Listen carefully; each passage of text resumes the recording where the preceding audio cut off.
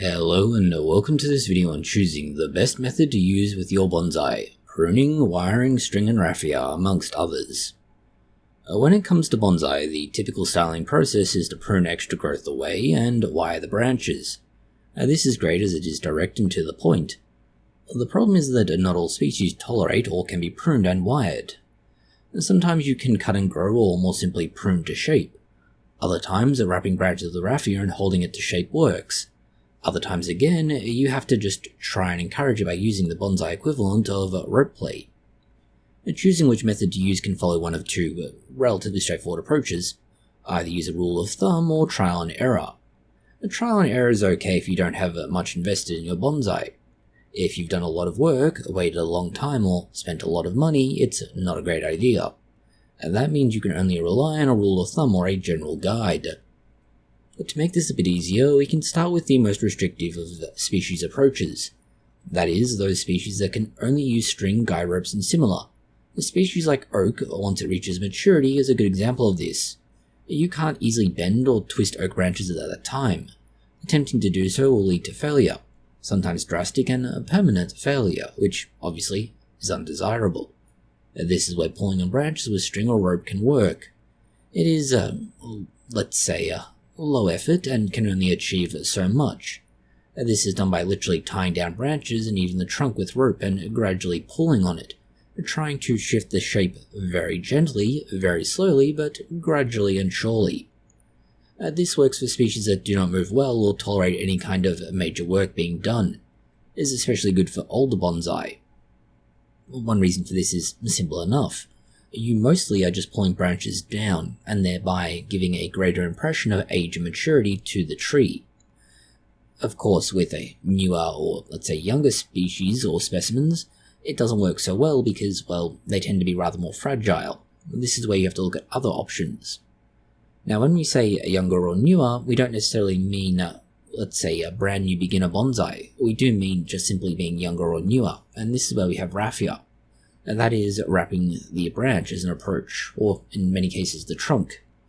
While we say raffia, it is not the only option, as you can use grafting tape, electrical tape, or anything that does a similar job of binding the branch or trunk tightly. And that is literally what you are doing.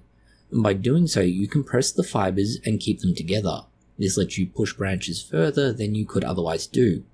It is good for big or thick branches that are still a little pliable but not really able to move reliably without some serious risk.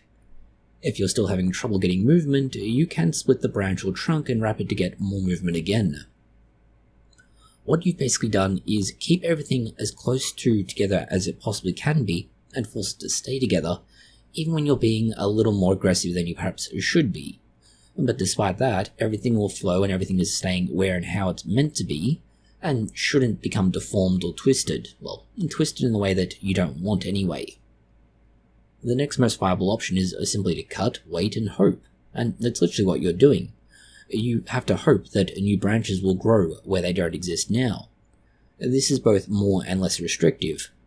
Obviously, it is limited by the fact that you rely on new branches to grow when none exist currently.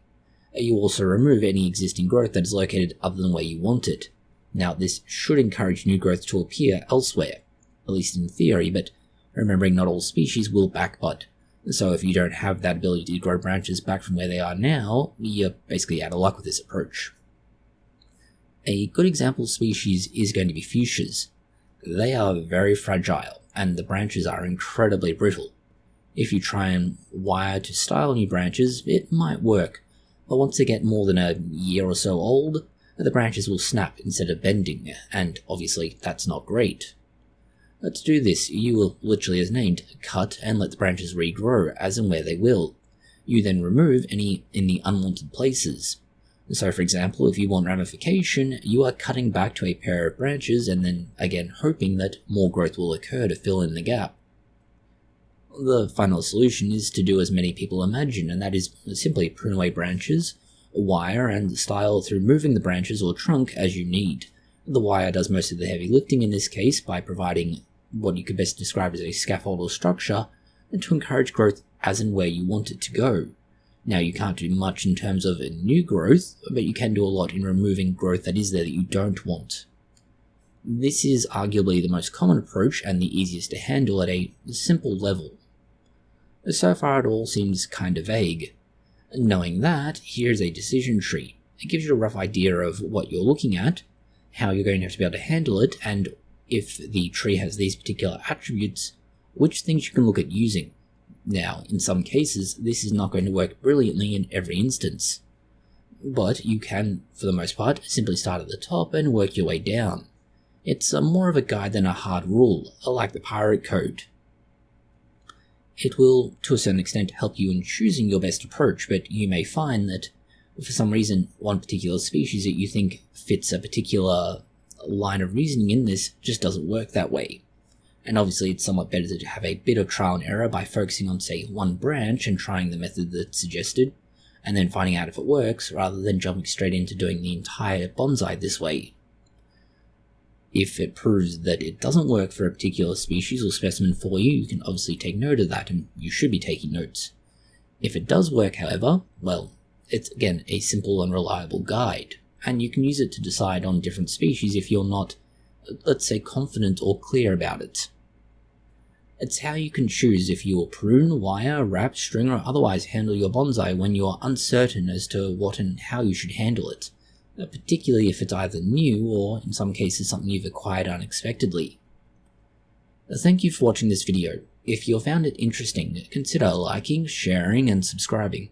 And please do post any comments, questions, or suggestions that you have below.